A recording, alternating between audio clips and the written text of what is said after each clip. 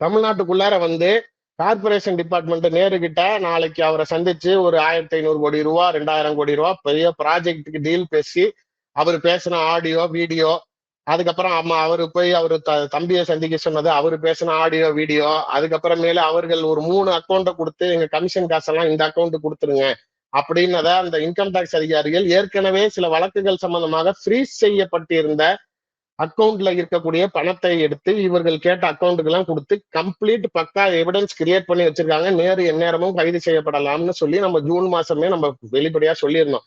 பல பேர் கீழே வந்து கமெண்ட் கேட்டான், என்னடா நம்ம நேரு கைதாவாரு, திமுக அமைச்சர்கள் கைதாவாருன்னா என்னடா ஆளையா காணோம், என்னடா சும்மா வாய்க்கு வந்தாலும் சொல்லிக்கிட்டு இருக்காங்க. பீகார் தேர்தல் முடிகிற வரைக்கும் அவர்களுடைய கவனம் பீகார்ல தான் இருக்கும். நாளைக்கு அதை முடிச்சுட்டு அவங்க நாளைக்கு தமிழ்நாட்டுக்குள்ளார வருவாங்கன்னு நம்ம பீகார்ல என்ன பாடுபடுத்துறாங்கன்னு பார்த்து எங்க நிதிஷ்குமார் கட்சி ஒன்றும் சாதாரண கட்சி கிடையாது. இங்க திமுக எப்படி ஒரு பாரம்பரிய கட்சியோ அது மாதிரியான கட்சி தான் நிதிஷ்குமார் கட்சி. அங்கேயே போயிட்டு நாளைக்கு உனக்கு 101 எனக்கு 101 மொய் எழுதிட்டாங்க. பாதிக்கு பாதி சீட்டு. எடப்பாடிக்கு அடுத்தது இங்க என்ன நடக்க போகுதுன்னு ட்ரெய்லர் காட்டிட்டாங்க. ஆமா, 20 சீட்டு தான் பிஜேபிக்கு, 30 சீட்டு தான் பிஜேபிக்கு. நீங்கல்ல பீகார்ல நடந்ததுதான் இங்க தமிழ்நாட்டிலயும் நடக்க போகுது. பாதிக்கு பாதி சீட்டு. அடுத்தது அழகா ஒரு வேலை பார்த்துட்டாங்க. 26 சீட்டை ராம்விலாஸ் பாஸ்வானுக்கு கொடுத்துட்டு நாளைக்கு நிதிஷ்குமாரே இல்லைனாலும் ராம்விலாஸ் பாஸ்வான் வச்சு ஆட்சி நடத்திட்டு போயிருவான்.